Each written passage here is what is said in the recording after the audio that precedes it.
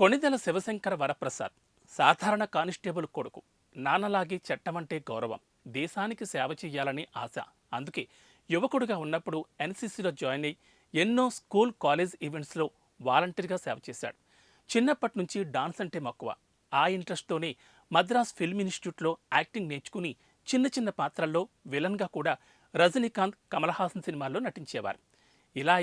ఇలా చిన్న పాత్రల్లో విలన్గా మిగిలిపోతా అనుకున్నాడేమో.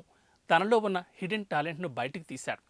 అప్పటి హీరోలు డాన్స్ పట్ల పెద్దగా ఇంట్రెస్ట్ చూపించేవారు కాదు. కెమెరా ట్రిక్స్తోనే పాటలన్నీ ఉండేవి. అలాంటి టైంలో కొత్త డాన్స్ను పరిచయం చేసి ప్రేక్షకుల చూపు తన వైపు తిప్పుకున్నాడు. బ్రూస్లీ స్టైల్ ఫైట్స్ తెలుగు తెరకు పరిచయం చేసి తనలోని మ్యాన్లీ హీరోని బయటకు తెచ్చాడు. సుప్రీం హీరో అయ్యాడు.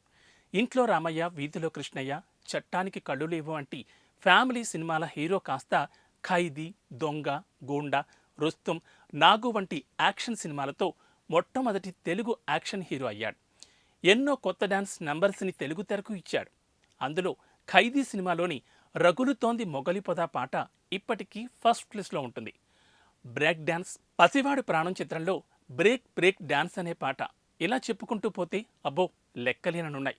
యాక్షన్ కాదు, తనలో కామెడీ హీరో ఉన్నాడని చంటబ్బాయితో, కరుణరసం గల హీరోగా రుద్రవీణ, స్వయం కృషి, ఆపద్బాంధవుడు వంటి సినిమాలతో తనలో ఉన్న నటనను కొత్త కోణంలో చూపించి విమర్శకుల నోరు మూయించారు. స్వయం కృషితో మెగాస్టార్ స్థాయికి ఎదిగారు. జగదేక వీరుడు, అతిలోక సుందరి సినిమాతో ప్రజల మనసుని కొల్లగొట్టాడు. సమాజాన్ని ప్రశ్నించే ఠాగూర్గా లోకంలో జరుగుతున్న అన్యాయాన్ని ఎదిరించాడు. ఇద్దరు మిత్రులు సినిమాతో మంచి స్నేహితుడయ్యాడు. చలాకీ బావగా, తల్లిదండ్రులను గౌరవించే కొడుకులా, మంచి అన్నయ్యగా, భార్యని ప్రేమించే భర్తగా ఒకటి కాదు, రెండు కాదు, విభిన్నమైన పాత్రలను పోషించి సినీ శిఖరాన్ని ఇంద్రగా అధిరోహించి సినీ పెద్దలు, ప్రేక్షకుల అభిమానుల గుండెల్లో వారి మనిషిగా నిలిచిపోయాడు. ఆయన సినీ ప్రస్థానంలో ఎన్నో అవార్డులు, రివార్డులు. ఒక్క సినిమా వాళ్ళు కాదు, నన్ను ఆదరించే ప్రజలు, అభిమానులు, ప్రేక్షక దేవుళ్ళు, వీళ్లంతా నావారు అనుకున్నాడు. వారికి తన వంతుగా ఏదో ఒకటి చెయ్యాలని బ్లడ్ బ్యాంక్, ఐ బ్యాంక్ పెట్టాడు. ఆపదలో ఉన్నవారిని ఆదుకుంటూ ఉన్నాడు. కరోనా సమయంలో ట్రస్ట్ పెట్టి ఆ ట్రస్ట్ ద్వారా సినీ కార్మికులను ఆదుకొని అండగా నిలిచారు.